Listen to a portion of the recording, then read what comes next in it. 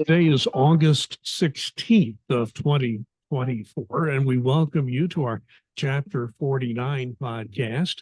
Chapter 49 represents most IRS employees in the state of Indiana. My name is Larry Lannan. I'm a volunteer and do some this and that in communications area for Chapter 49. So we're very happy you took some of your valuable time out to join us for this 30 minutes or so of podcast. And we also are very happy to have with us our chapter president, Duncan Giles. Welcome back, Duncan. Thanks, Larry. It's always good to be here. Well, I just want to warn everybody that this is a situation where my daughter's family is visiting us, and we have my 1 and 4-year-old grandkids here in the home. So if you hear a noise or two, it's because 1 and 4-year-olds do talk as they talk, sometimes loudly and sometimes unexpectedly. But it's a joy to have them with us. But just a word of warning as we record the podcast. So, Duncan, I assume all is well with you. So far, so good. I was just going to ask if either one of them wanted to make a guest appearance here on the podcast, but well, they could walk in at any time. So. You've done interviews with 4-year-olds. You know how that works. And 1-year-olds, that's a whole yes, different. I do. So it could be quite an interesting interview. Let's get to our topics of this week. And unfortunately, we talk quite often about the pay raise that's in Congress right now. The president has proposed an average 2% increase for federal employees in 2025. The Congress has made several moves, and their moves so far have indicated they are also looking at a 2% raise. And why it's disappointing is because the military, which deserved their raise of 4.5%, they're going to get more than likely get that raise in 2025. And there had been for many years a tradition of having the same average percentage pay raise for federal civilian employees and for the military. That's been decoupled in several years, and this is one of those years. I know NTU still continues to work for a higher pay raise, but Duncan, the tea leaves at the moment do not look good. Yeah, and that's one of the things that, this is almost like when we keep talking about this, General Francisco Franco is still dead. If you know that reference, you're a seasoned human being. But one of the things that we, want to make sure of is we're trying to push NTU locally, nationally, is trying to push for this higher pay raise, especially to get pay parity with the military. And, anybody that wants to contact their congressperson or their senator on their own time and on their own equipment via you can do it via the NTU website. Very easy, takes just literally a few minutes to do this and make your voices heard, because, we're trying to get more money for everybody here. And if folks from Congress don't hear from us, they'll simply say, okay, well, we're just going to go ahead and be silent on this, which would mean the president's pay raise would come into effect. We are also talking to the administration and trying to get them, knowing that this is their last 6 months or so, to go ahead and bump up the pay raise for federal employees. Civilian federal employees is the right thing to do. But it's going to take a concerted effort from all of us to get this raised. So we want to make sure that everybody's aware of how to do it and why it's so important that you take action on it. Yes, and we try to remind people how to do it correctly so you're not in violation of any laws on your own time, your own equipment, software, and so forth. Don't use any government time or equipment of any kind to do this, but contact your member of Congress and your 2 senators. Everybody has 1 member of Congress and 2 senators, except, of course, the people who live in D.C., but we won't talk about that right now. That's their exception. But I do want you to be aware of the fact that it's looking like a 2% pay raise next year. And really for the retirees like me, looks like we're going to get something pretty close to that too, although that will not be known until the end of October. It looks like it's trending in that direction, but it's tied to the inflation rate and specific measures of inflation. So we'll know that soon. We'll actually know that before we know the federal pay raise in most years, because again, we don't expect a final budget until after the election. We hope to have a continuing resolution to keep the government running on last year's budget, at least temporarily. Anything else on the pay raise, Duncan? No, it's just like I said, it's just very easy to do to make your voice heard. And, we're going to need everybody's help to try and move this off the dime because we really do feel it should be pay parity with the military, not just for the parity, but because we feel it's, that pay needs to be up where it needs to be up to not only recruit new employees, but to keep federal employees from going into the private sector. So they need to be paid accordingly. And the way that I look at it, the way that you look at it, the way that National NTU looks at it is that the federal employees are on a whole underpaid. And so anything we can do to get that raised up, to be able to make it better for them and their families, I think is the right thing to do. Moving on to the next issue, it's interesting, Duncan, how the private sector is a bit like this, but government certainly is. We do react to emergencies. We react to issues that are happening at the moment. And so because of some of the threats and what federal workplaces were facing, at IRS and other agencies, we had something called shelter-in-place kits. Those shelter-in-place kits were put together so people could stay in place, shelter in place for a period of time and have like a little bit of food, a little bit of something to sustain them during the period of time where that emergency happened. So IRS took an action without the knowledge of NTEU, which we don't think was in line with the law on shelter in place. So tell us what happened and what IRS did and what NTEU is doing in response. Yeah, NTU National was made aware that the shelter in place kits, like you said, a little bit of food, water, things of that nature that could sustain folks if there was an emergency that happened where you did have to remain in the building. We've had these for years. They've been replenished, switched out if they expire, things of that nature. IRS unilaterally decided that we didn't need to have those anymore and took those out. Once NTU found out about it, they of course talked to IRS. IRS basically said, well, we can do this. We think it's in the best interest. And National NTU, rightly so, said, well, we're going to file a national grievance on this because we don't agree it should have been done without talking to us as representatives of the employees. People may look at it and go, well, who cares about a shelter in place? I hear you, understand, but I can tell you firsthand that it's become very important when you do have these types of emergencies, whether they're, severe rains, flooding, fires, earthquakes, mudslides, these types of things. It is extremely handy to have those shelter in place items there because they are needed. So to just have the IRS decide, hey, we don't think we need these anymore and take them out, in our opinion, is the wrong way to go about it. Well, it's as you said, it was done unilaterally. Has management maintained this to be a de minimis change? And for those who don't remember our discussions previously on de minimis is a legal Latin term which strictly translated means so small you cannot measure it.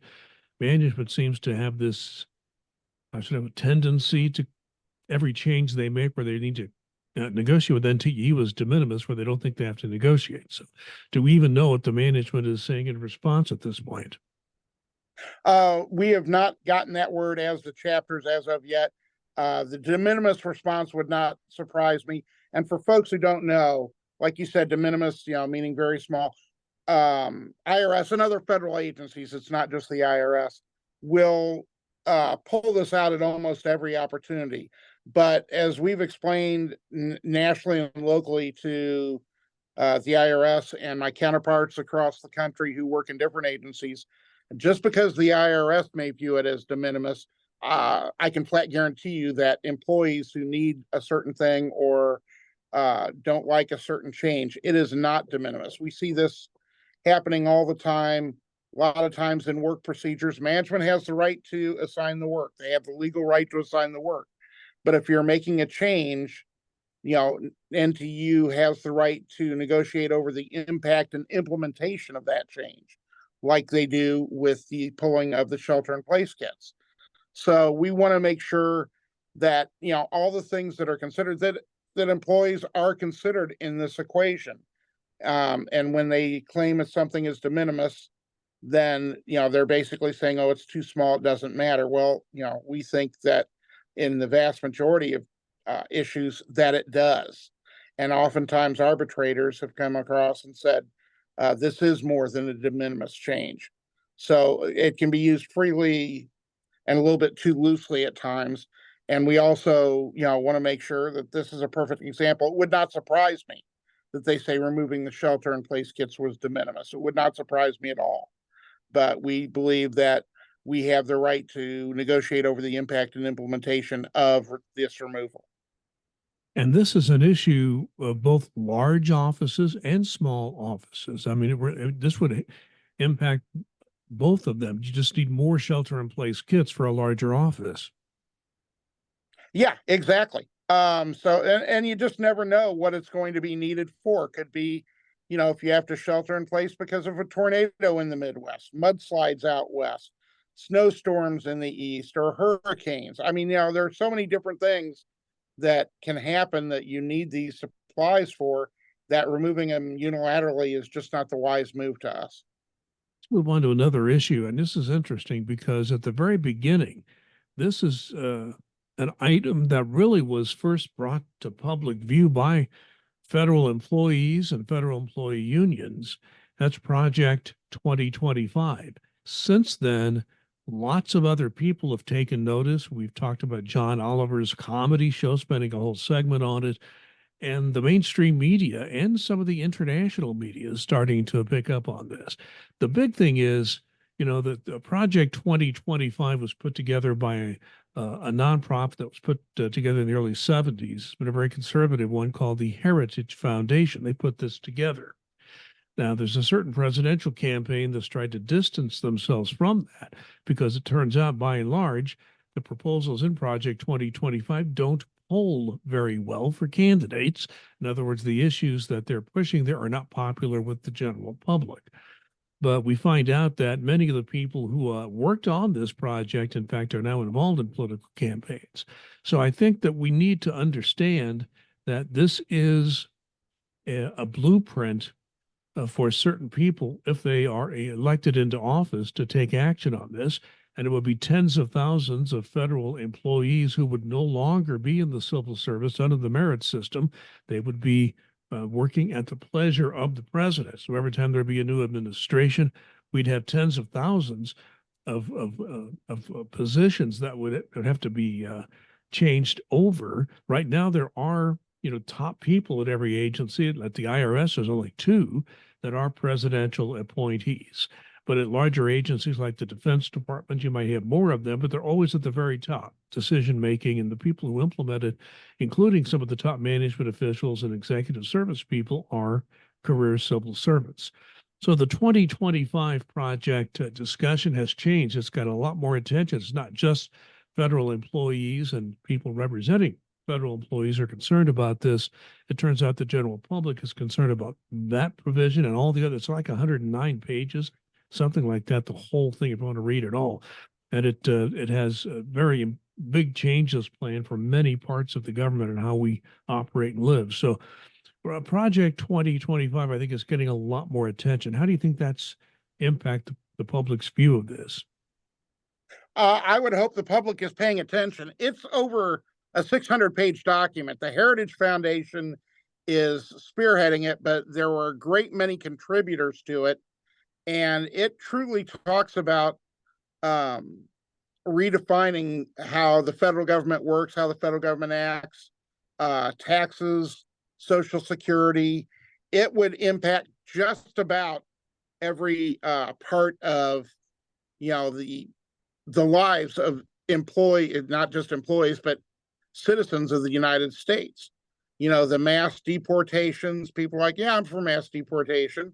Okay, you want to make sure is that done the correct way? Nobody wants, everything's got to be done the correct legal way. And some of these are very interestingly worded, as opposed to constitutional law that's been upheld over the years. We worry about that. They're talking about Social Security cuts. They're talking about, like you said, taking federal employees and making them basically at will patronage employees, for lack of a better term, rather than that. There's so many different things in this. If you're having a disaster, well, it's talked about disaster aid going away. It's talked about aid to farmers going away. There's so much in this that's unreal. It's a blueprint, and basically the idea is if a certain administration gets in power, they want to have a playbook to go to right from day one. Which is, I understand wanting to have a playbook, but it needs to be legal. It needs to be, within the accepted presidential powers. Yeah, And for a presidential candidate to say that they don't know anything about it, haven't heard about it, don't have anything to do with their campaign, is frankly ludicrous at this point, with all the former administration officials that are working on this or have worked on this. yeah, that 109 pages, I think that was the executive summary. You're right. It is totally about Yeah. 600 pages if you want to read the entire thing. I think we also, you gave a very good laundry list, but every federal employee is impacted by Medicare, and they have some big changes they want to make to Medicare, even to the point of just abolishing it. So privatizing it in ways that you wouldn't recognize it. So be aware that that's out there and that there are people who are running for office who have had a major impact, or people working for them have had a major role in putting that together. We just want you to know the facts, understand what's happening there. The other thing is, I read a book, what was it, 4 years ago? It was 8 years ago now, kind of thinking about it. But Michael Lewis, who's written a lot of great books, um, wrote a book about civil servants, and it was very complimentary to civil servants. But one thing he mentioned in there was when this issue of when Donald Trump was elected president in 2016. The Obama administration had geared up for the transition. They had all the transition people ready. They had put all the papers together. Nobody, nobody from the Trump administration ever did show up for any transition meetings, ever. I guess it kind of goes back to they didn't think they were going to be elected. I don't know. But I think after that experience, this is why these certain people in politics say, well, we need to have some kind of a game plan before the election. So if we end up being elected, we can hit the ground running. So just thought that was a side note. That book by Michael Lewis was quite interesting. You might find it in a library here and there. But we just want you to be aware of Project 2025. It's online. You can read it if you really want to read 600 pages, or even the executive summary, which is shorter, but still not short. You can just read the parts on civil service. It is a big change in the way the government does business. Let's move to another issue now. This has to do with focus groups. I've been involved with focus groups for years. Government agencies have done focus groups for years. IRS has done focus groups for years. Another round of focus groups are coming up. Duncan, tell us what you know about it and NTEU's view of all this. Yeah, this is one of those things where, the IRS loves to hold focus groups. And I have absolutely nothing against focus groups. You can get some good data out of it. You can find out what the issues are, things of that nature. Where, and IRS is going to be doing another round of focus groups. They've already started doing some in service centers. They're going to be widening them in the future. They want to know what exactly is on the minds of employees, even though NTU tells them that. And it just, it never ceases to amaze me. You can do all the focus groups you want. You can pinpoint all the issues, but if you don't take solid action on what you've pinpointed, then the focus groups are useless. If you're not talking about redesigning training, increasing training, making more of it face-to-face to try and the IRS, to their credit, is getting more face-to-face, but not near enough. But, one of my things is when I'm in a meeting and they're talking about training, and I'm like, oh dear God, please tell me this isn't going to be like regular IRS training, because it's proven to be, for the most part, ineffective. A lot of the training is just not good enough, and this is one of the things that these focus groups have heard for at least the last 20 years. This is not anything new. Supplies, systems, things of that nature. It's the same type of thing that you're always going to hear out of these focus groups. But if you don't have the action behind them, if you're not going to do something solid, substantial, and that everyone can see, because most of the time when you see these results from focus groups, they're going, well, yeah, we did work on this. We did do that. It's either A, not publicized enough, or B, it's so behind the scenes that it's not making the impact on employees' day-to-day work lives. And that's where the problem is. If you're going to do these focus groups, make sure that the information you get has an impact on their day-to-day work lives. So we'll have to be, we're still talking to the IRS on how these focus groups are going to roll out and what exactly they're going to be doing. But that's the main thing to me in my years of dealing with this, and I've been doing this a long time with this type of issue, is the rubber has to meet the road. I mean, there has to be solid action on what they come up with, not that it's too painful. Well, it's too much. We can't do this. You're going to have to start making some big swings to change things if you want to change the culture of this organization and make it improved and better. I think what's really important here, and I've seen this in the management and the union side, is if you're going to do a series of focus groups, whatever they may be, I think the people running the focus group have to have an end goal in mind. In other words, okay, if we're going to have a focus group based on this issue, that issue, we need to be prepared to act on whatever we hear.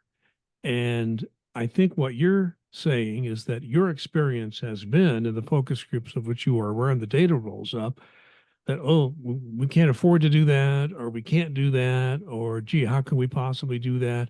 I mean, if you're going to do focus groups and just come up with responses like that, why even do a focus group to begin with? Yeah, that's a great point, and that's where the disconnect is.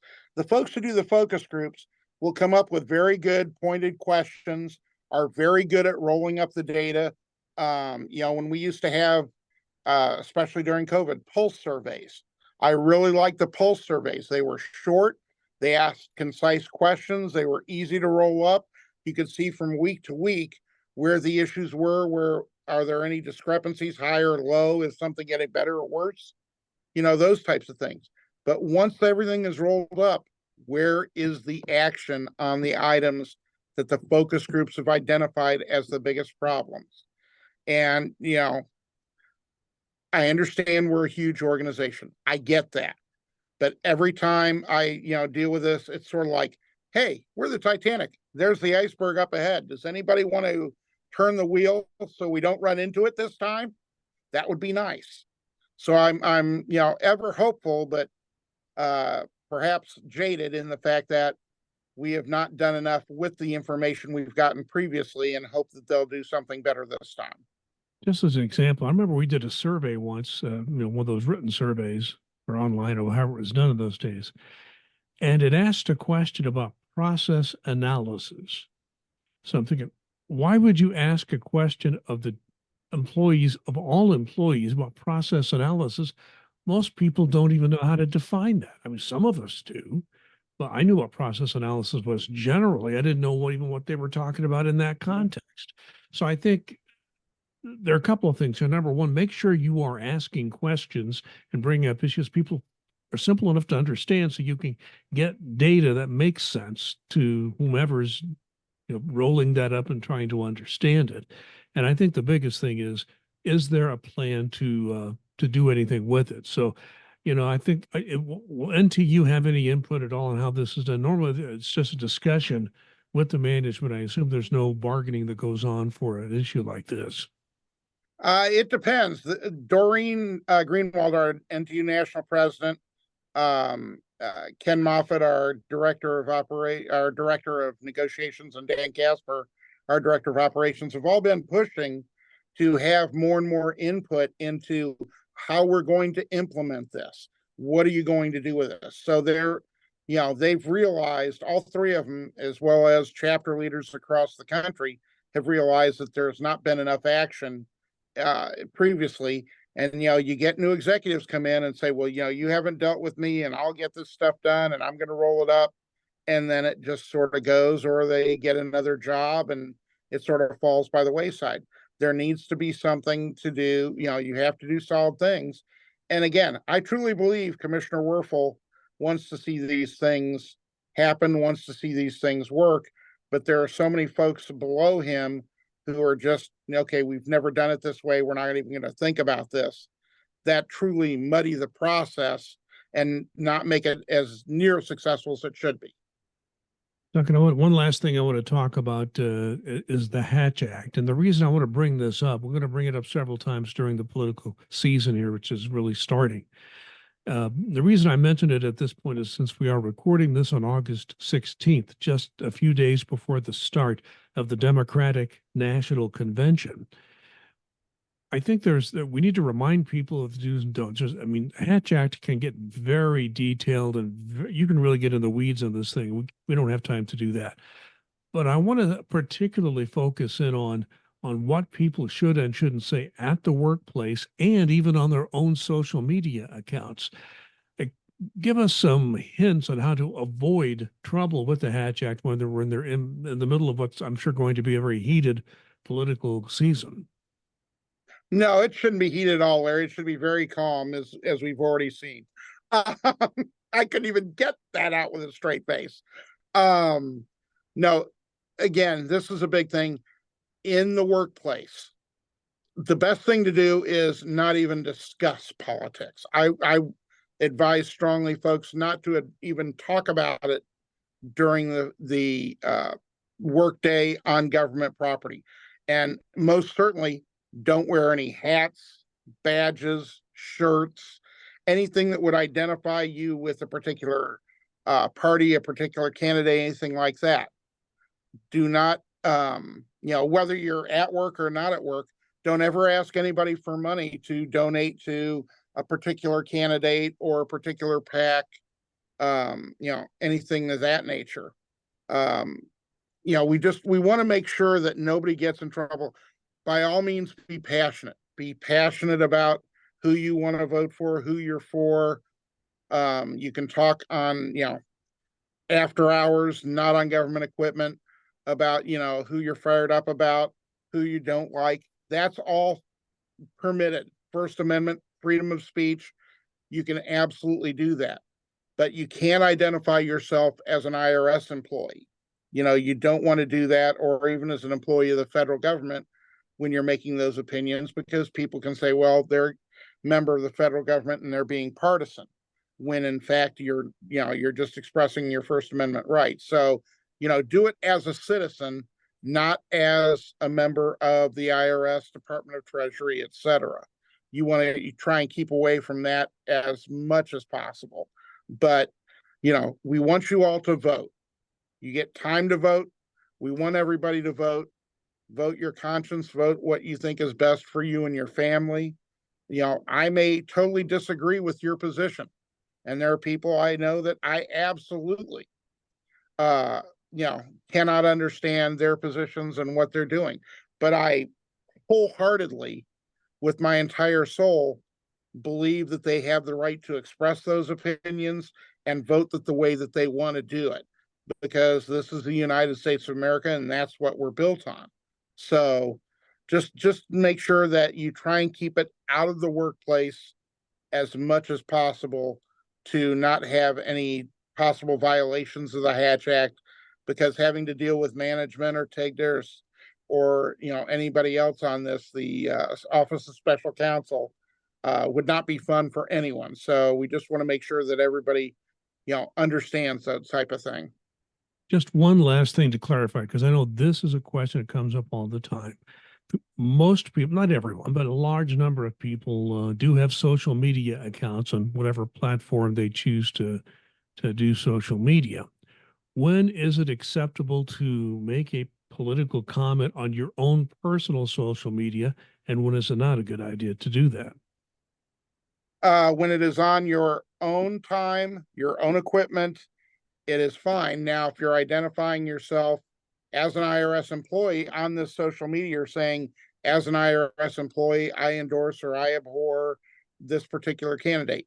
No, no, no, no, no. As a U.S. citizen, as a member of this country, I'm not at work. I'm not professing anybody's opinion but my own. I really think this person is great, or I think this person is awful.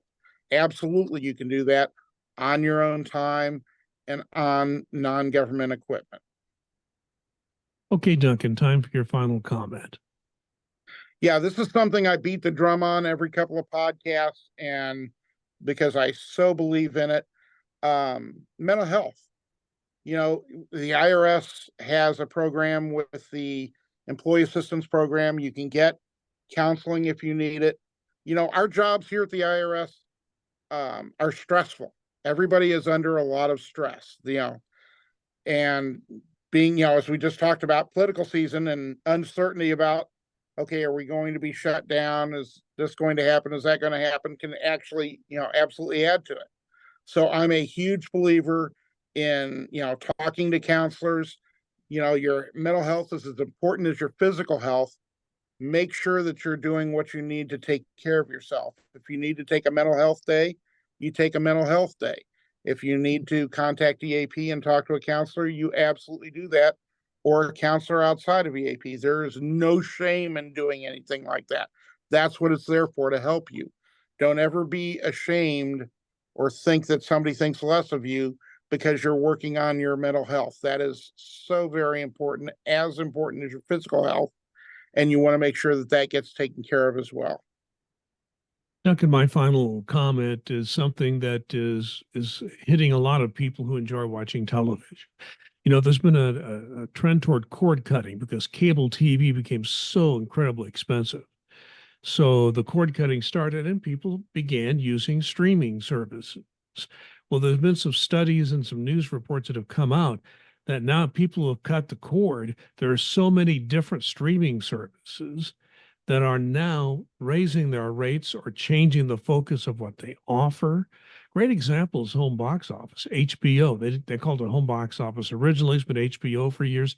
They now have a streaming service called Max, and they are trying to steer people to that, even though they started and still continue to be on the cable systems. You have this switch to going to streaming services, a new sports streaming service coming online, which will have several networks, sports, and additional content for like $42 a month. So, I mean, I don't know. It's like, every time we consumers think we've got this figured out, something else happens and the industry's got us by the throat before you know it. So I guess the key here is to just, subscribe to what you want to subscribe to. Maybe you don't have to have every streaming service. But I know that there are people, think about this, Duncan, who specialize in charging you a fee to check all the subscriptions you have and encouraging you to cancel the ones you don't need. So there are people who have so many streaming services and other things, I don't even know what they're subscribing to. Can you imagine that? Now, I know what I subscribe to. I pay the bill every month. But some people just, it gets on their credit card and maybe they don't charge. I don't know. Any thoughts on that before we go? No, you're right. I cut the cord a few years ago, and I experience now exactly what you're saying. It's going to get to be more than what it is via, before you cut the cord, and because they keep increasing the prices and bunching up. You just heard Duncan Giles, our chapter president for NTEU Chapter 49, and you have been listening to the Chapter 49 podcast. We appreciate the fact that you have taken some of your time to join us. You can also go to our Facebook page, go to Facebook, follow or like our Facebook page. Just search under NTEU Chapter 49 Indiana, that exact phrase, and you can follow us there. You can also subscribe to this podcast either on the platform on which you're listening to it or onto YouTube channel. You can get a heads up every time we have a new podcast. So in the meantime, again, thanks for watching and listening. Be safe and be kind.